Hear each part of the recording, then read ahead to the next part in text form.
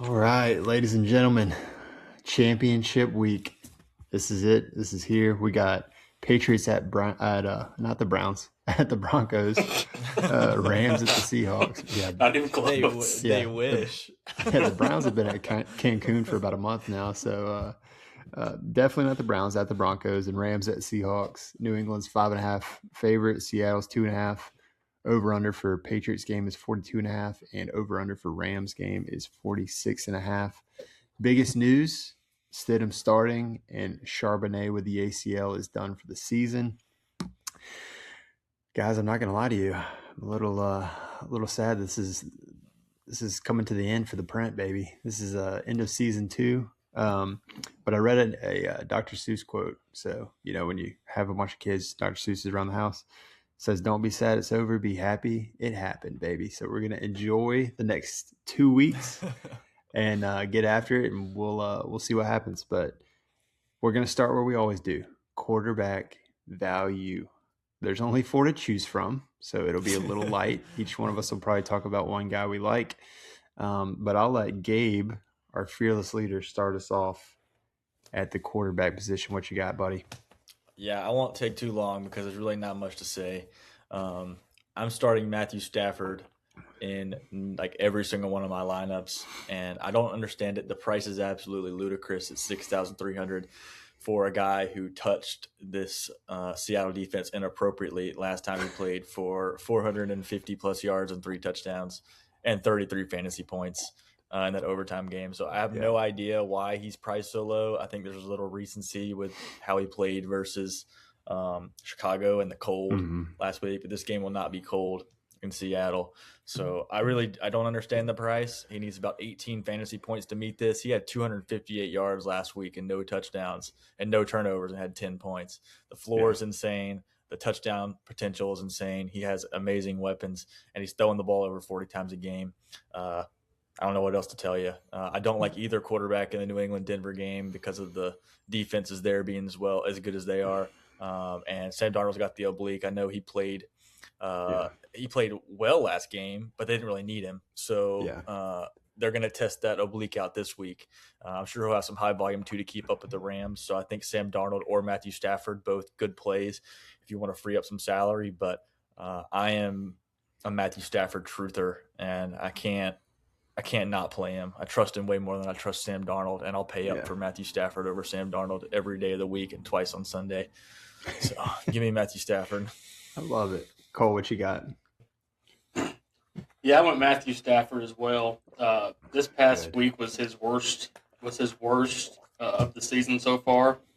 Actually, I think he was 0.1 worse than his Week 6 performance against Baltimore. Oh, wow, that's surprising.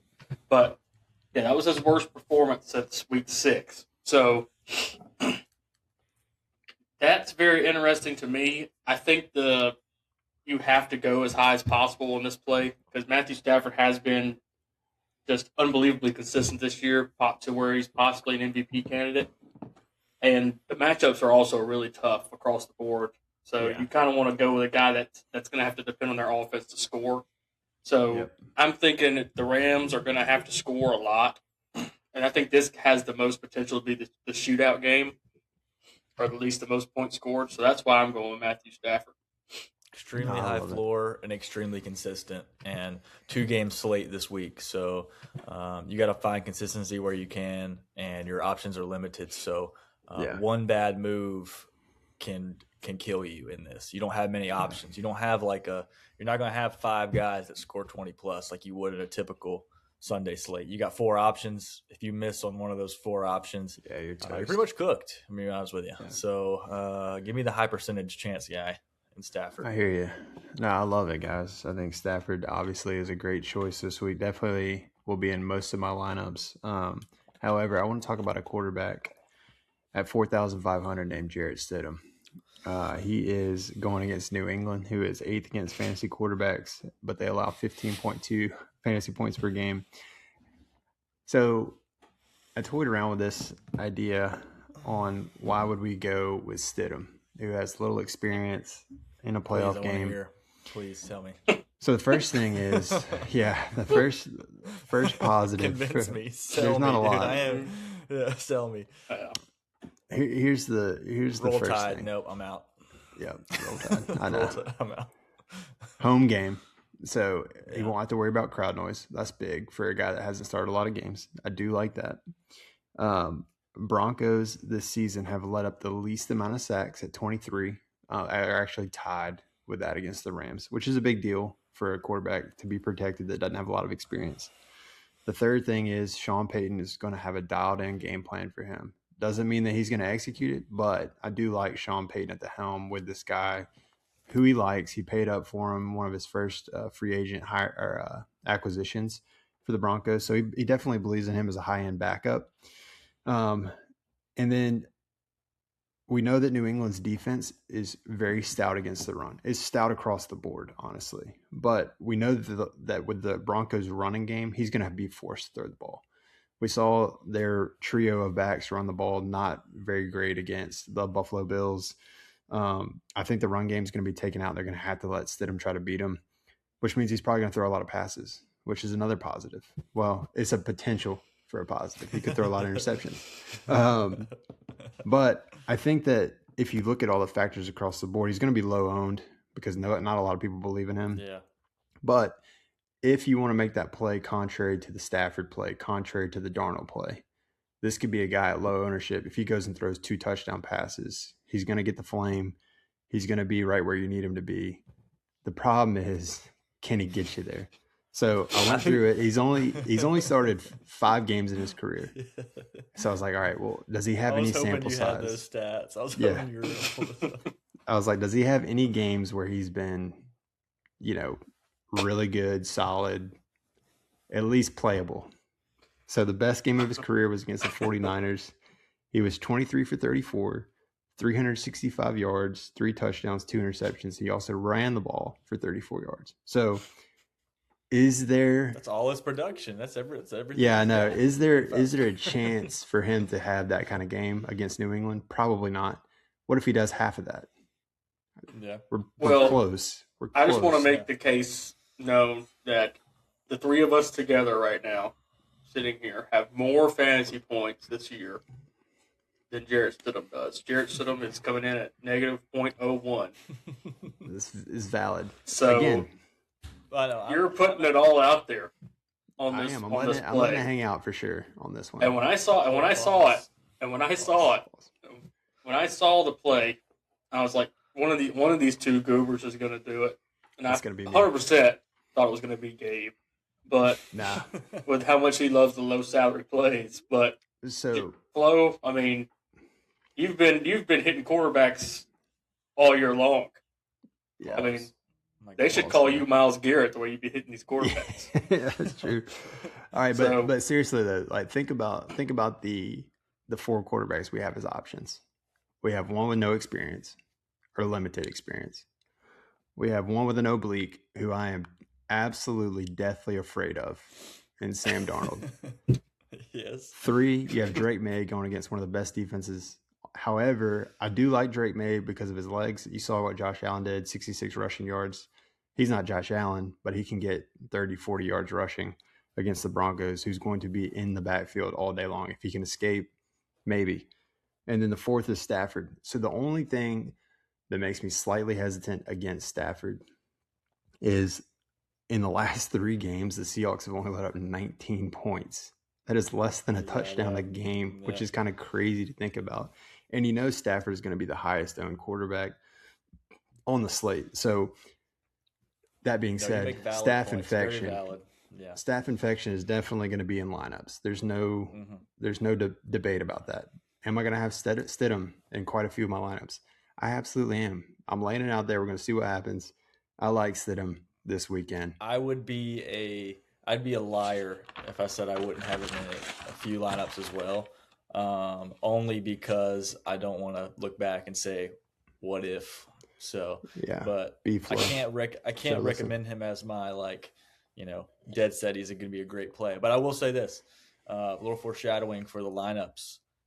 If you want to get JSN and Puka in your lineup, you know what quarterback you have to have in. and it's not Stafford. You already know, baby. That's actually not true. Yeah, we're gonna find out. Anybody want to add anything? Darnold scares the crap out of me, so I'm not going to talk about him. I could talk about Drake May a little bit. Drake May's got to use his legs. He's got to I use think his so legs. too. I think they're going to be in the backfield. That left side of the offensive line's been beat up in the playoffs, and I'm very concerned against the pass rush. Like if he can escape and use his legs, which they didn't utilize last week, but if he can get his legs going, I think there's an opportunity for him to be a good play this week too. So. I mean, maybe we're sleeping on Drake May at 6,000 against Denver. I mean, maybe he's had a great. He's been very consistent too compared to Stafford. I mean, maybe we're not hyping up. Maybe all these options are pretty solid, and we just got to get lucky. I think 3 of the 4 are solid. Yeah, 3. Yeah. I'll interpret the one that I'm missing, but he'll probably go for 50 this week just because I said something. But all right, let's shift to running back. This is a little bit easier because there's not many options. There's really only one guy that stands out to me. Gabe, I'll let you go first because I know he's all over your board.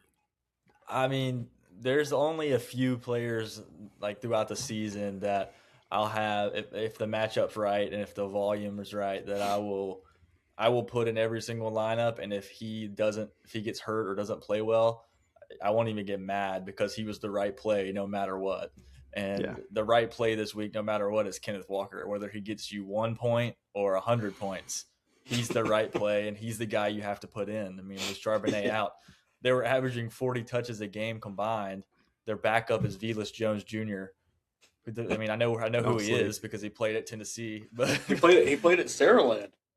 Oh, really? Yeah, I didn't know that. Yeah. So hometown guy, not hometown, but home area. I'm pretty sure. I mean, we need to fact check right. that. I'm pretty sure you're right. That sounds right. But it's Kenneth Walker's backfield now, and we've been waiting for him to take over with an injury. Sorry, Charbonnet had to have that torn ACL, but it opens up a huge door for some heavy volume. It's not even a question. I mean, the last game versus the Rams, he had 28.4. That was with Charbonnet in the lineup. His pass catching is off the charts. His volume running the ball is going to be off the charts. I mean, it's not even – I will die happy and content if he gives me 2 points, knowing it was the right play. So, I mean, I agree. The seas have parted for Walker. So I think he's got to be the play this week. What was it, 38 points last week? Is that what it was? Is that what he had 116 yards rushing, 3 touchdowns, and 29 yards receiving on 3 receptions. So, I mean – obvious. That's 19 touches. That's 19 touches in a 35-point win. Yeah. So I will say this real quick. Any playoff bonus that Kenneth Walker III gets, I need to get half of it because I set it up for him by picking Charbonnet to perform this past week. Yeah, same. But I'll say this. I mean, Kenneth Walker's a slam dunk. Nobody's really surprised with that. I mean, everybody's going to be on Kenneth Walker. I mean, I wouldn't be surprised if you see like the craziest ownership of like 80+% of Kenneth Walker in all lineups. So nothing earth shattering there. So this guy here, this is the guy that I'm targeting out of the heavier running backs. Cause I mean, all these running backs are at almost 6,000. So I'm going to go with Ramondre Stevenson at 6,000 because I think Travion Henderson is cooked. Speaking of cooked, James Cook went for 140 plus yards last week against Denver, 117 on the ground, 24 in the air. No touchdown, but he had 16 fantasy points. Very kind of surprising considering Denver's been really stout against the run, but obviously Stevenson's had 10 or more fantasy points in 10 out of 16 games this year. And his touchdown upside, also 6 touchdowns in the last 7 games. But he has gone both playoff games with no touchdowns. So if you're a believer in people being due and droughts ending, Ramondre Stevenson, I think he finds the end zone this weekend against the Denver defense and has a good game. His pass catching upside also very solid, 4 catches last week. For some reason, they don't want to use Travion Henderson. Maybe it's a trust thing. They trust Henderson Stevenson more. And the further you get in the playoffs, that's when you start seeing those more consistent players that know the pass protections and the coaches trust more in the game more often. And I think we saw that last week versus who did the Patriots play last week again? Houston. I'm trying to remember. Houston. Yeah. In that second half, Stevenson played a large majority of the snaps. I watched that game. Travion was not in very much the second half, and Stevenson was coming back from an eye injury as well. So the fact that he fought through an injury and played that many snaps in the second half shows you how much they trust him more than Henderson. So 100%. I like Stevenson. Love it. Cole, you got anything to add or anybody different? Yeah, I got Kyron Williams just because he's such a high floor guy, heavy usage guy. I'm going chalk on a lot of these guys or heavy expectations that you're expecting to perform in a lot of these positions. I do have one surprise at wide receiver that we can get to, but I'm playing this lineup with guys that are expected to score about 10 to 15 points and just hoping they pop off for more. Obviously, I've got Kenneth Walker in there. Yeah. I think you have to do that at quarterback and wide receiver because there's no values. There is no value at this point within a 2-game slate really at the quarterback and wide receiver. So that's kind of how it breaks out. I mean, who wouldn't have Kenneth Walker? Who wouldn't have Kenneth Walker in their lineup right now? I mean, an idiot. Whatever Draftkings lineups are made in the middle of these games probably won't put him in there. But don't say that. No doubt. Don't say that. Canceled. Oh, man. Britton, what do you got? I got the same thing, honestly. Ken Bone Walker the third, magnificent performance last week. The biggest thing to me, Gabe, is what you hit on. I mean, they're averaging like 37 touches in the last 3 games at the running back position. Sam Darnold's gone back-to-back games of 200 or less passing yard, under 200 passing yards. So I think they really want to win with their defense. I don't know if they'll be able to do it against the Rams. It may be a shootout, and Sam Darnold may have to throw some. But even if he throws some, Walker's such a valuable asset in the pass game too. So I think that he's a great play no matter what happens, whether it's a shootout or it's 17-10. I think he's a great play across the board. I like Stevenson a lot just because he's a dump off deluxe waiting to happen. He's got a lot of receptions this year. He's also, this is a crazy stat, he's second in receiving yards this postseason for the Patriots, which is kind of crazy to think about. But he's number 2 in that category for them.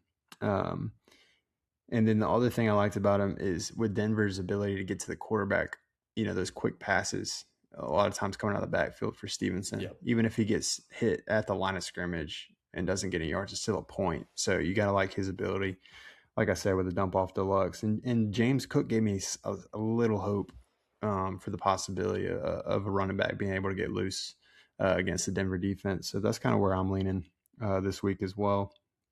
But let's jump to the tight end position. This is where Gabe's going to not go first because I think he's still gathering his thoughts. I want to say something about RJ Harvey real quick. This is just I feel like we need to talk through a couple of the other options just to give people an aspect of what's going on. If you didn't watch Denver last week, RJ Harvey, Tyler Beatty, and Jaleel McLaughlin were pretty much all on the field. I think Harvey was probably on the field for 50% or more of the snaps. I couldn't find the stats, but he did have a dump off deluxe with 6 catches. And McLaughlin was on the field. I think McLaughlin had more rush attempts than Harvey. I may be wrong on that, but you're talking about a split backfield against the New England defense that I just don't. Harvey had 6 carries and McLaughlin had 4. Harvey had more catches, but it's just it's a backfield that scares the life out of me, and it's hard to find any reliable production there. So would you be shocked if I told you that RJ Harvey was at 63% of snaps and the next guy behind him was Tyler Beatty at 19%? I wouldn't be surprised because I saw Beatty on the field way too much. Fair.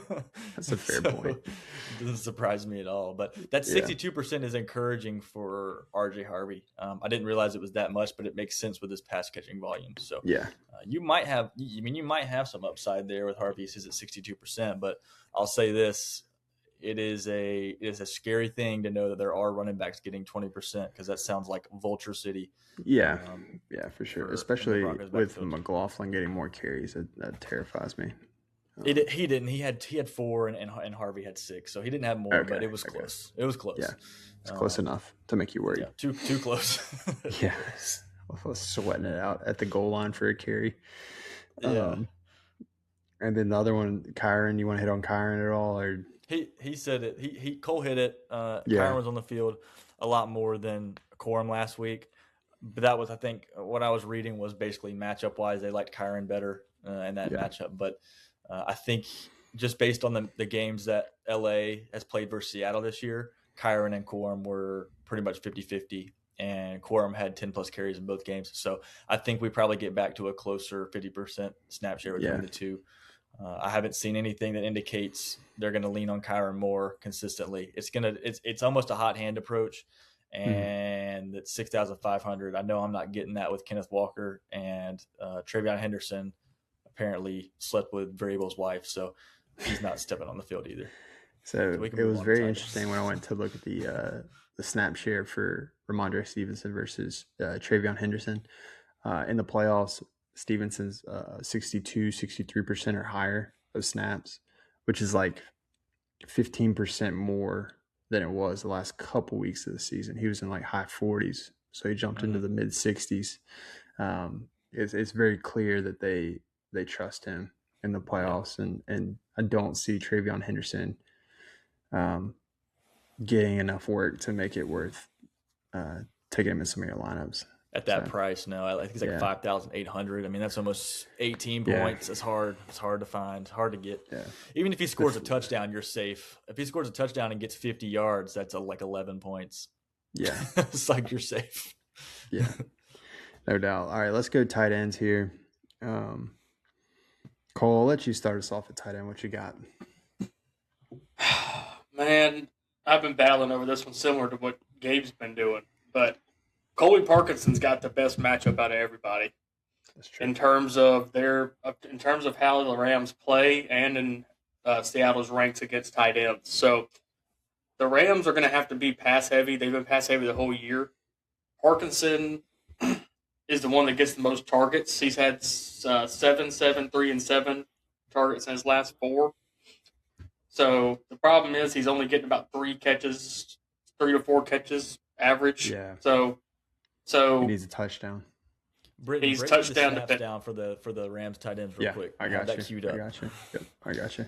All right, go ahead, Cole. Keep going. I'm just curious You're good. what it is.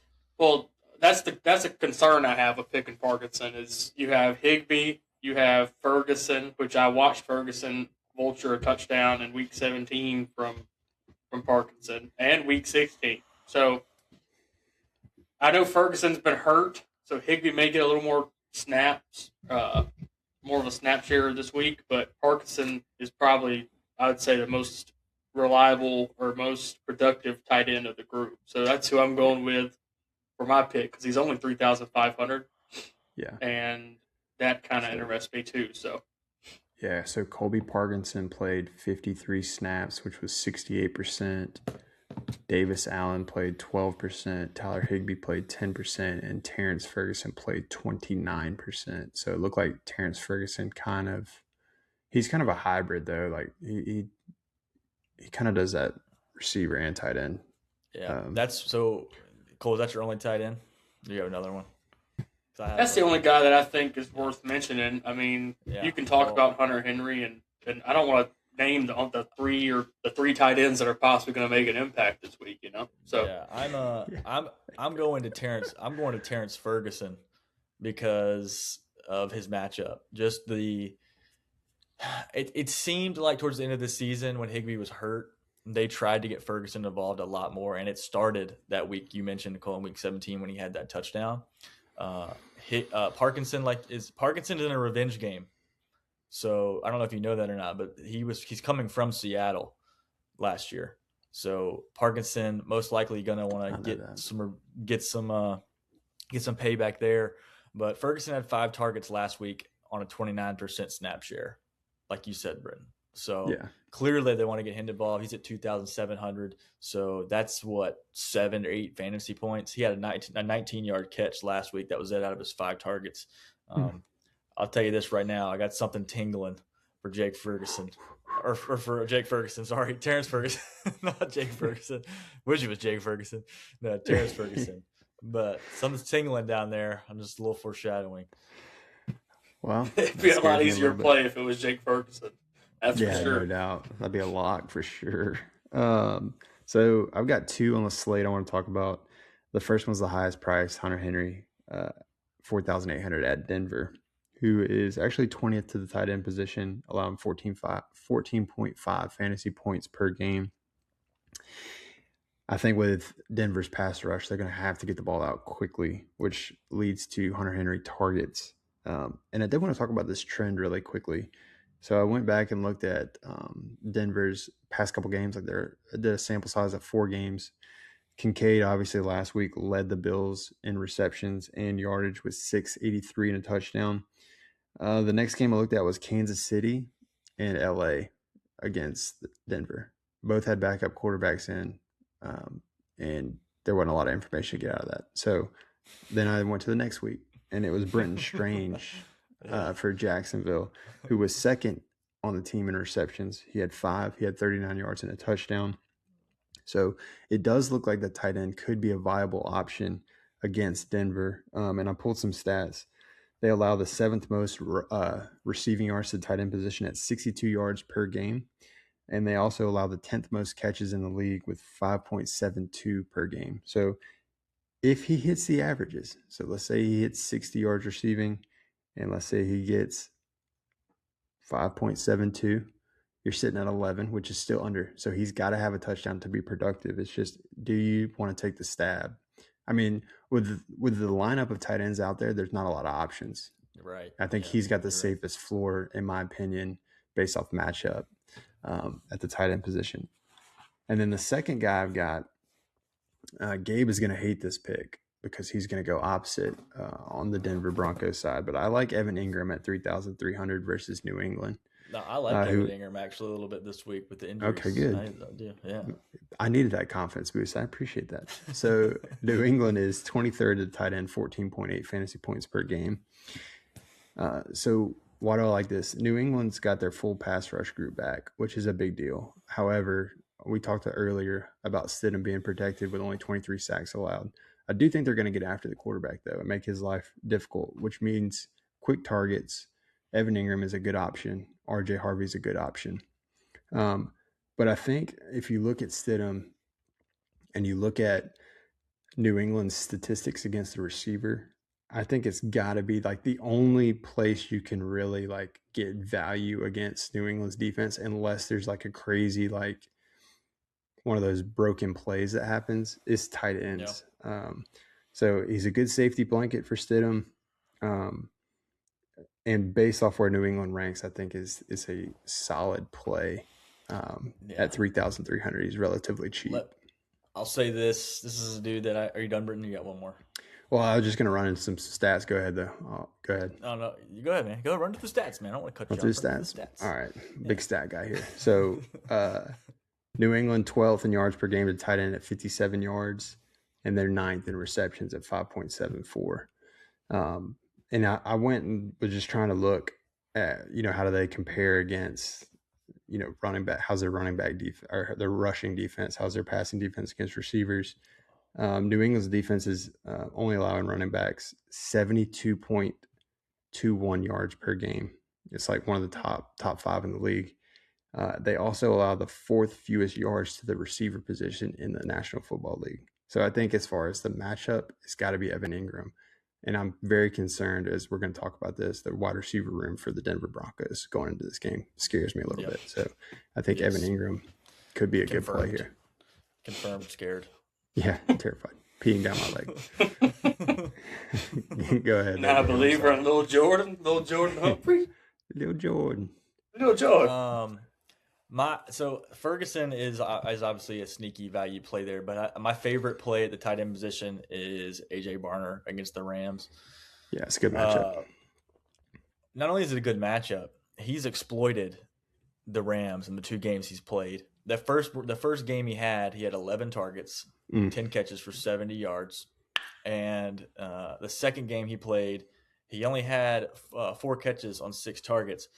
But he had a 1-yard rushing touchdown on the tush push. Let's go, baby. He had 15 and 17 fantasy points in both games. He's listed at 4,000. That outscores that salary by about 4 points or 5. No, sorry, my math is terrible. Yeah, about three or 4 points.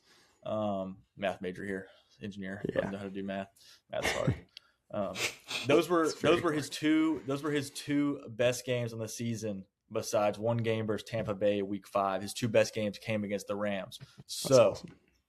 AJ Barner is my favorite play at the tight end position this week. Little foreshadowing there also as well to my core four, which is kind of scary when I look at it now. We'll talk about I know.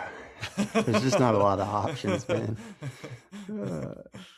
Well, we've pretty much hit every tight end on the slate, so let's jump to receivers unless anybody's got anything. But there's to add. There's only one I'm recommending, and that's AJ Barner. Yeah, I hear you. Yeah. I'm recommending too, but that's all right. Receivers. Oh man, it is messy. It is murky waters at the receiver position. Give me the eyebrow. So, Gabe, I'll let you start it at wide receiver. What you got?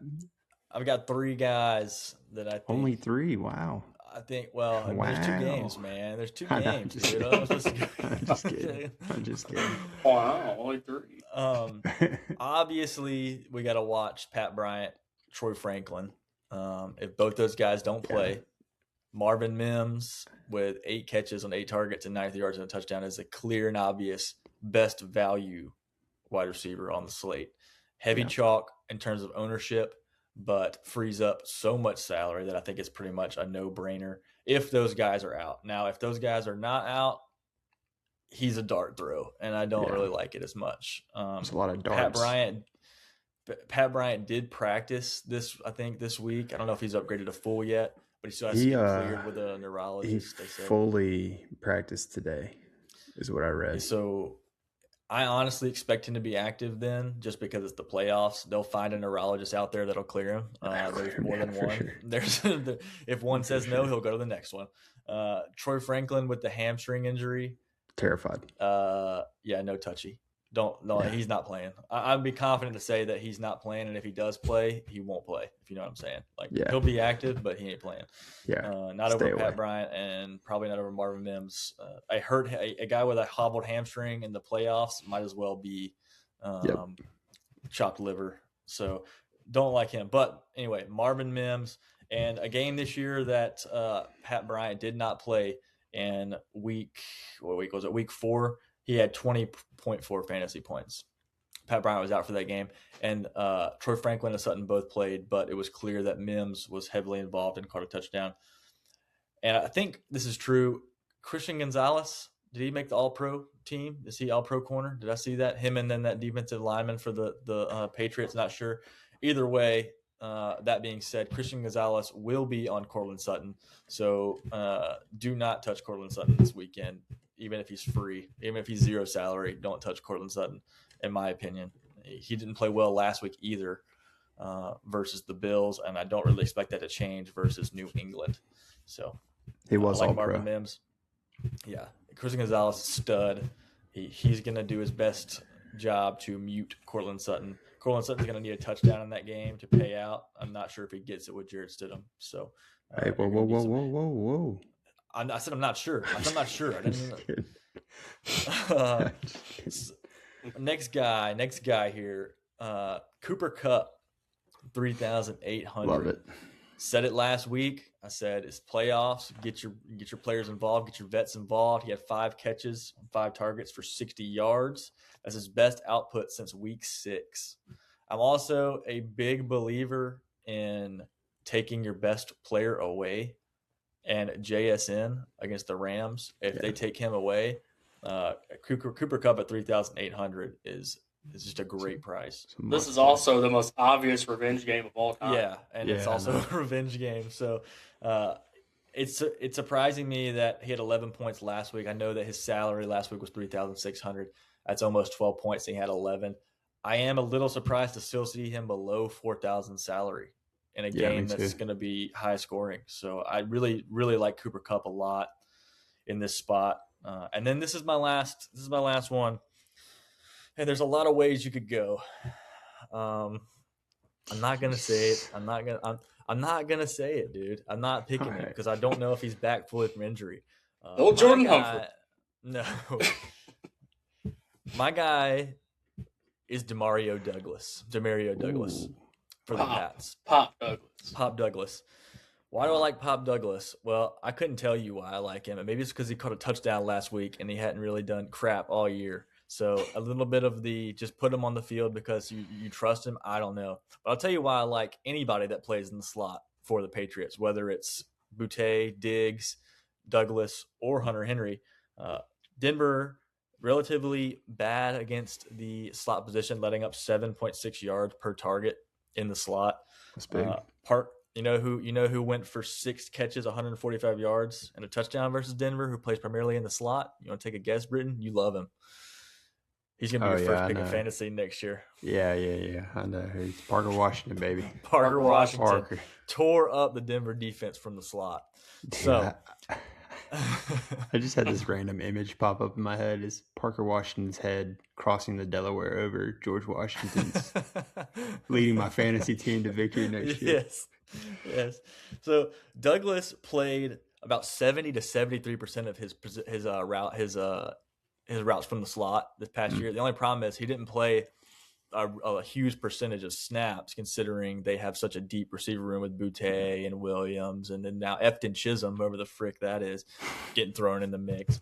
So to be honest with you, I think the guy that has the highest floor is going to be Stephon Diggs out of the slot at 5,800. I didn't have to pay up for him, but he played like 40 to 45% of his snaps from the slot this year. So you will get some slot production from Stephon Diggs, and I think that's going to be their way to get him away from Pat Surtain if they have him on the outside with Kayshon Boutte. So they're going to try and move Diggs around a lot, I think, to get him away from Surtain, which I think moves him in the slot a lot. So if you really want to take a chance and you want to get risky and frisky, you go Demario Douglas. But if you want to play it safe, I think you go with Diggs.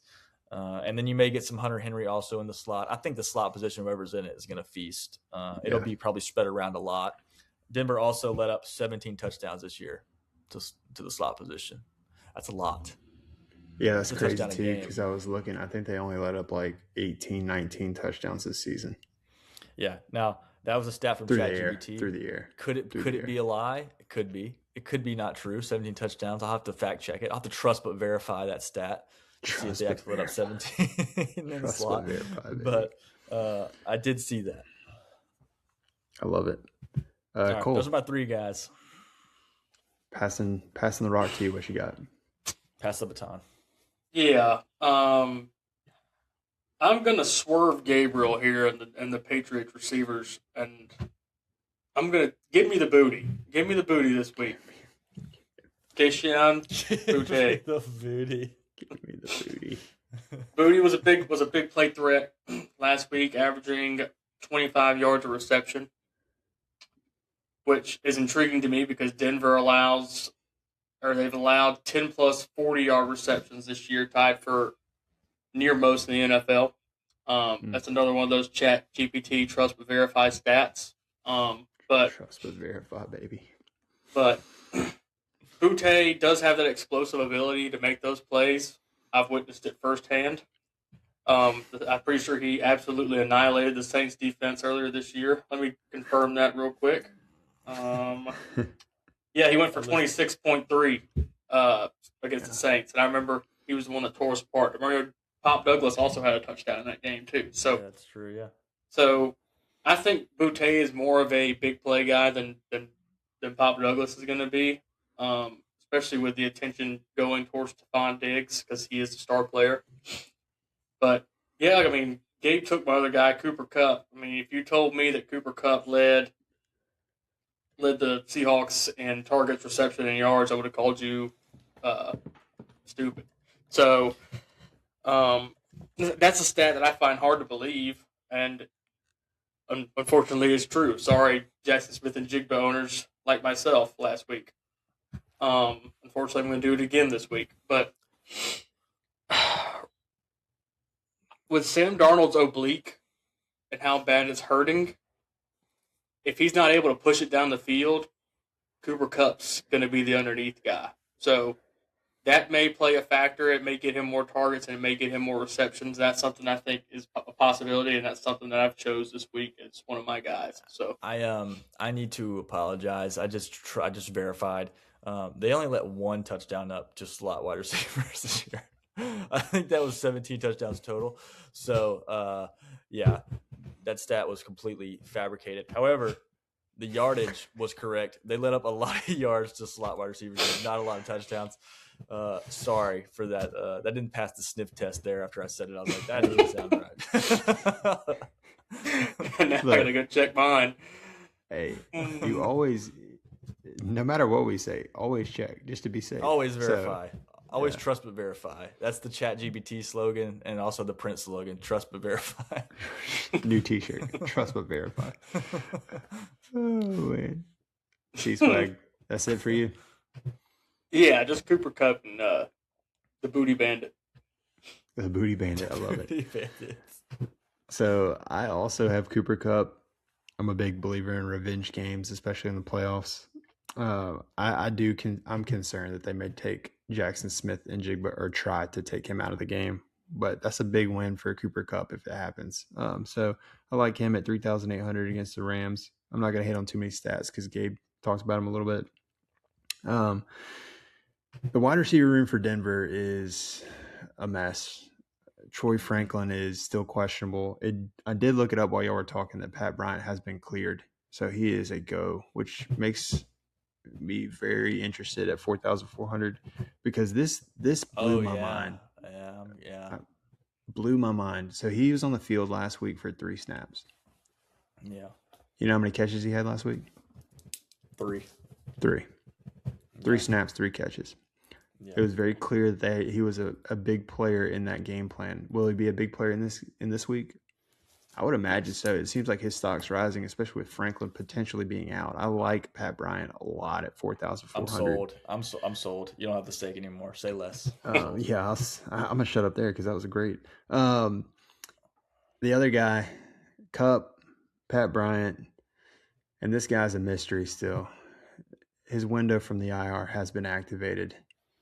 One of my favorite guys all year long, barefoot Matt Collins, baby, at 3,900. Why do I like him? If you looked at him before the injury, he was essentially wide receiver 2. Does a lot of things for the New England Patriots. Always on the field. Like, that's one of the biggest things for me is if you're going to be on the field, you always have an opportunity to catch the ball if you're in a passing situation. Sounds obvious, but it's a good reminder for us that snap share does matter. What's availability? I know. Availability. And he may not be available. If he is available at 3,000. No, I'm saying if you're on the field, you're available. Oh yeah. I thought you were talking about his IR slot. My fault. No. If you're on the field, you're available. You're not available if you're on the sideline. Yeah, no doubt. Which that brings me back to Keishon Butte, or however you say his last name. I try to make it sound a little French, but it's the Butte Bandit. 83% of snaps last week. 83% compared to the rest of the receivers. I do think it's a tougher matchup where he's at, but the next receiver on snap share was Diggs at 55%. So 55, that's it, dang. Yeah, that was it last week. Wow. So I do like Butte's availability, but if Mac Hollins is playing, I'm a believer in Mac. I've been saying it all year. He's got tremendous value because he's on the field. He's getting the second most targets essentially since, about midway through the season till he got hurt. He was basically wide receiver 2. So big fan of him. It's a tough matchup, but if he's on the field, I like him because they trust him to block. So he's going to be out there regardless of what's the word I'm looking for. You know what I'm saying? He's going to be out there. So those are the 3 receivers I've got. I didn't do it in depth on Matt Collins because he hasn't played in 4 weeks. So, but I wanted. Is there any other receivers that you guys want to talk about? Hit about? We didn't really talk about any of the like as far as talking about the Rams guys outside of Cup. Like is Puka a must play this week for you guys? I'm curious. The reason I ask that is just based off strategy as you're building your lineups. It's almost like you have to have the chalky guys in there because it's going to be so high ownership and such a low like low games for 4 games, if that makes sense. So, Yeah, I think what are Puka. y'all's thoughts? I mean, last game versus Seattle, Puka had 49 and a half. Yeah, I it's mean, crazy. it's just like Javante Adams last week showed that He's old. he's old. I mean, he couldn't Yeah, plant in that snow and that ice. Will he have a much better field environment this week? Absolutely. But this offense runs through Puka, like you said, and it's hard not to put him in there at 9,000. I mean, if he's a slate breaker, if you don't have him in there, especially if he scores 49, you're toast. I like him so much more than JSN. And you're going to have, with the values at wide receiver and tight end being as low price as it is, you'll have the salary availability. With no quarterbacks over 6,300, like Yeah, the salary's there to have Puka or JSN in. Pick the one you like the most. or For pick them me, it's both. Puka. Or pick them both. But for me, it's Puka, no doubt. No doubt about Sweet. it. All right, I was just curious. Wanted to get your thoughts there. Also, I apologize for the last 2 minutes. I got a text from my wife that said your son is still awake. So my mind got in the gulag. I was trying to figure out how I was. Did you text her back and say sounds like a personal problem? I'm not trying to die tonight, so I did not say that. That sounds like a you issue. Yeah, That's how I know I'm not. That's how I know I'm not ready to be a dad, because I'd text her back and be like, "Well, then put him to bed," and then I'd be on the couch. I really don't want to die tonight, so I'm gonna. I was trying to figure out the correct response as I was trying to talk through wide receivers, and got a little jumbled there, but that's all right. We'll jump to core 4 here as we wind down the podcast. Gabe, we'll let you go first. Yeah, let me go first before Tyler comes and kicks my anus. Yeah, I'm going Matthew Stafford at 6,300. Kenneth Walker 6,200. And Britton, this is a late swap, thanks to you. Pat Bryant 4,400 cleared to go. And then Cooper Kupp 3,800. Those are my core 4 guys. Not really much to say besides I didn't realize Pat Bryant was cleared. I don't think Torrey Franklin plays. He didn't finish that game last week. I just don't think there's any way he gets back to from a hamstring, even to fight Pat Bryant for any snaps. Pat Bryant was already playing more snaps than him, so no fear at all since he's fully cleared to go. I like it. Cole, what you got? My core 4 is going to start with Kenneth Walker III, obviously, just because of his expected usage. I'm going to have Colby Parkinson, Kayshon Boutte, and Cooper Kupp. Oh, dang, I like it. That's awesome. All right, so I got Hunter Henry, Cooper Kupp, Ken Bone Walker, and Pat Bryant as my core 4. Gabe, I'm now officially terrified because the last 2 weeks that we've agreed on the player, death to lineups. Death. So we'll see what happens with Pat Bryant this week. Hopefully he can just get us a low. At least he can get us something high floor, please. Something, please. Yeah. All right. Plum picks. Cole, what you got for plum picks? You know, we've been making jokes about him the whole podcast, but he did have a touchdown last week. Little Jordan Humphrey is a red zone target. He's a big receiver. He might come in these red zone targets and get another touchdown this week for all we know. I just want to point something out because I forgot to mention it earlier. Gabe said something about Sean Payton playing these guys or risking Pat Bryant's concussion or whatever, or going to a different doctor for that. You know, Sean Payton is a stand-up guy. He would never do anything like that. I got some lakefront property in Montana to sell you, or some. He would never do that. You act like he led some kind of scandal or something that led to players getting hurt. Move on. Gabe, give me your plum pick. Terrence Ferguson, 2,700 to. I'm not gonna say score a touchdown, but I think he outscores his salary projection of 2,500. Let me use my quick and handy calculator real quick. 8.1 points. I think he outscores that. You just have a calculator next to you? What a freaking loser. Life of an engineer, buddy. Hey, he's crunching fantasy football numbers, baby. Crunching numbers, baby. Crunching them. That's what we do here at the Print. We crunch numbers and crunch dreams because I feel like the last 6 weeks I've sucked so bad, but that's all right. Emotions. Yeah, for sure. All right, plum pick for me. Matt Collins. However, if he does not play, I'm going Evan Ingram, Denver Broncos tight end, as my plum pick. AI optimal lineups.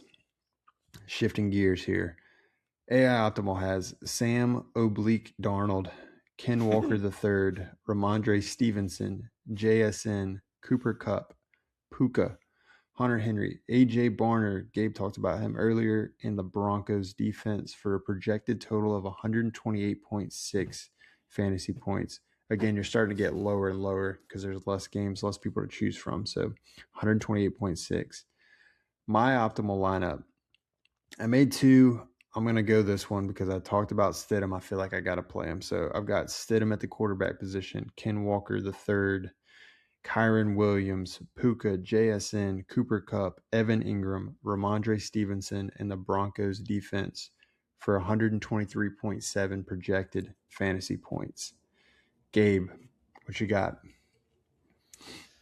Go to Cole. I'm doing something real quick, and you'll appreciate it. You'll appreciate Cole, it. go ahead, buddy. I've got Drake May at 6,000. Ken Bone Walker III, 6,200. Kyron Williams, 6,500. Keyshawn Boutte, 4,500. Puka Nakua, Jackson Smith and Jigba. Colby Parkinson at tight end for 3,500. Cooper Kupp at the flex, 3,800, and the Broncos defense. I'm starting to hear alarms going on that Broncos defense. It was in AI, it was in mine, it was in Cole's. So now I'm quickly shuffling the deck because I can hear him singing. So the reason I went with the Broncos defense is on my quarterback position, I could either choose between Drake May and Sam Darnold. And Sam Darnold's got that oblique. Yeah. Man, that terrifies me. But the problem with picking Drake May is the Denver defense is going against him. So yeah. So you're kind of counteracting yourself or messing your pick up, pick either one. So yeah. I'm gonna have to find a way around that. Maybe pick a different tight end or something and hope for the best. Maybe just Evan Ingram get me a new defense. Oh no, yeah, we're just gonna let it ride. We're just gonna let it ride because if I don't, or if I change it, it'll end up being the winning lineup. So yep. Hey, Russell Wilson, Broncos Nation, let's ride, baby. Just ride.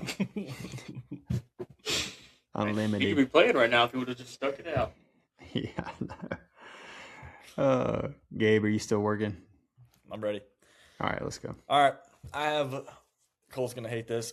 I have 4 lineups because there's so many options, and this is the last week, and I'm just giddy at the options. Also, computers 18%. Let's get this going. All right, this is my favorite lineup of the weekend. That's why I'm going to go with it first. Matthew Stafford, Ramondre Stevenson, Kenneth Walker, Pat Bryant, Puka Nakua, JSN, Terrence Ferguson, Cooper Kupp, Pat's defense. That's my go-to lineup, Britton. You can chalk me down for that one. And what was I going to hate about that? Yeah, send that one to me. I was going to say hate that I have 4 lineups, but that's the first one. That's my go-to lineup. I wouldn't hate them if they were in like $5 to $10 entries where you could possibly win a lot of money. But I hate the 25 to 10 cent entries that only win you $1. Hey man, you got to put some variance in. All right, we're not all freaking Mark Cuban out here. Like, let's Yeah. be honest. Like, I still got to No, buy diapers. I 10 mean, cent yeah, lineups there's are good for no me. there's no doubt in my mind that you have more money than I do in your DraftKings account, to where you could put a $5 lineup in that once a doesn't weekend. stay. I still do like dollars, but I don't do 3 to 5. I just don't. I want to do a lot of lineups. That's why I do a You could lot. win a lot of money if you did 3 to 5. Knowing your success rate this year, you probably could win a good amount of money. Yeah, that's true. That's a good point. Anyways, I'd rather put like 10 to 15 $1 lineups in than 3 $5. To be honest with you, that's my outlook on it. we Sorry, still got this is 3 me. more lineups. Go ahead, buddy. Oh, you're gonna read them? Are you gonna read all 4 of them? I was gonna go quick if you guys want to hear them. Go ahead. You're gonna read all 4 of these? So basically, you're just ensuring yourself that you won't be wrong. This is what we're talking about. This is how he ends up on the TikTok all the time. No, I already said I have my main lineup is the one I just read. These other 3, I wanted to give us some options with Jarrett Stidham because Britton liked give me him. So I wanted to give me some options. Yeah, give me some options. Yeah, leave me alone. Jarrett Stidham, quarterback, Ramondre Stevenson, Kenneth Walker, Pat Bryant, Puka, JSN, Hunter Henry, Cooper Kupp, Seahawks defense. I'll just end there for you, Cole. What you could do is, if you really like Demario Douglas, you could actually bump him down and bump up to the Pats defense and take Kupp down. But like I said, Kupp's in my core 4, so Oh I man, like that read a lot. all 4 of them. That way, when that one is right, you can make a TikTok of it, and and you'll be posted on it. So name all 4 of them and get one of them right, so we can have TikTok content. Dude, I just want to give the people options, bro. Somebody's going to see one of these and be like, oh, I didn't really like that. Oh, no, I like that one. And it's the last one. I'm just doing it because it's the last Didn't do episode. it, guy. Didn't do it. All right, Jarrett Stidham, Ramondre Stevenson, Kenneth Walker, Pat Bryant, Puka JSN, AJ Barner, Booty Bandit, Seahawks defense 3,000. And then the last one, Matt Stafford, Ramondre Stevenson, Kenneth Walker, Kupp, Nakua, and Jigba, Hunter Henry, Evan Ingram, Broncos defense. Those are the Send me 4 that. lineups. Those 4 lineups will be in contests for me this weekend. Send me the second lineup with Stidham, Second lineup, with and Stidham.